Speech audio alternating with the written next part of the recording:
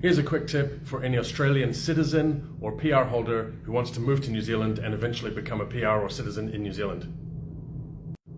Now, many of you may know that if you hold an Australian passport or if you have another foreign passport but you have PR in Australia, you can simply fly to New Zealand and at the border they will grant you residence. But the key point is, it's not permanent residence just yet.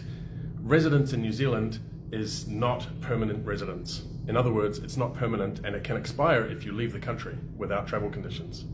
Now, in most cases, when you apply for residence the normal way, you're granted 2 years of travel conditions, which you can then travel in and out of the country while holding your resident visa. But in the case of Australian citizens and PR holders, travel conditions are not automatically granted.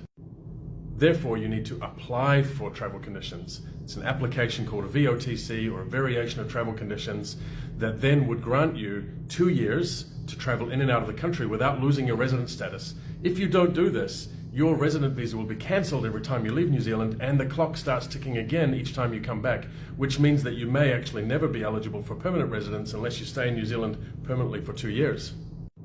Now, this is crucial because the amount of time you spend in New Zealand holding a resident visa is relevant to your application in the future for citizenship if you wish to apply for citizenship. Citizenship requires 5 years of staying in New Zealand as a resident with a certain number of days each year to satisfy your presence requirement. Follow me for more tips and advice about New Zealand immigration.